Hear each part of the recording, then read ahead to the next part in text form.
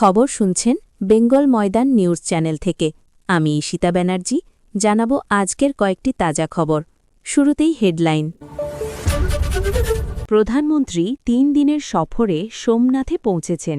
আগামীকাল তিনি সেখানে স্বাভিমান পর্ব অনুষ্ঠানে যোগ দেবেন, যা সোমনাথ মন্দিরের নবনির্মাণের ৭৫তম বছর উদযাপন করে।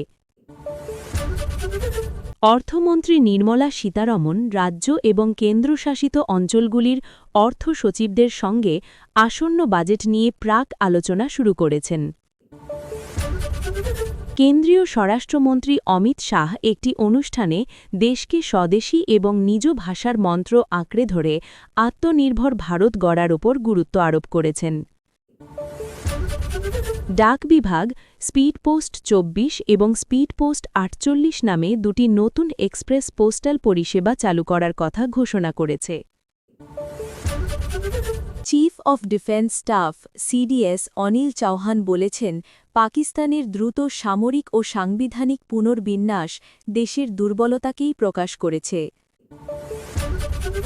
জম্মু ও কাশ্মীর পুলিশ এবং সুরক্ষা বাহিনী যৌথভাবে পুঞ্চ এবং রাজৌরি এলাকায় বেশ কয়েকজন জঙ্গিকে আটক করেছে।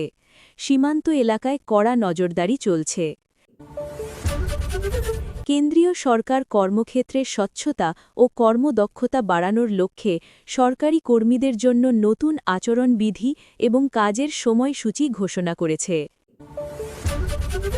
কেন্দ্রীয় সরকার দেশের জনগণনার সেন্সাসের প্রথম পর্বের জন্য প্রয়োজনীয় বিজ্ঞপ্তি প্রকাশ করেছে।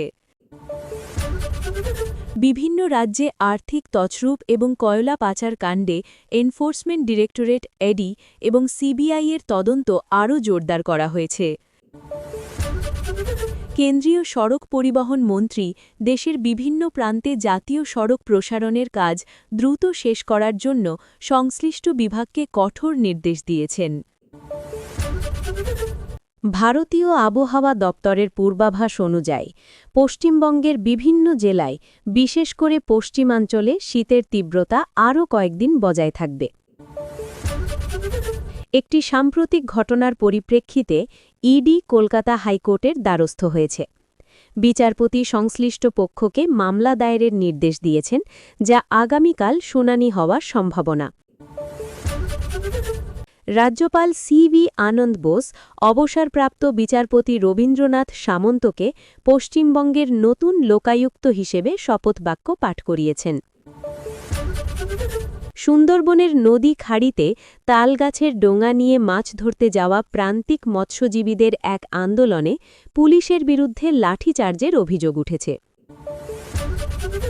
চাঁদা তোলাকে কেন্দ্র করে বিজেপি শাসিত ত্রিপুরায় দুটি গোষ্ঠীর মধ্যে সংঘর্ষের ঘটনা ঘটেছে, যা নিয়ে এলাকায় উত্তেজনা বিরাজ করছে।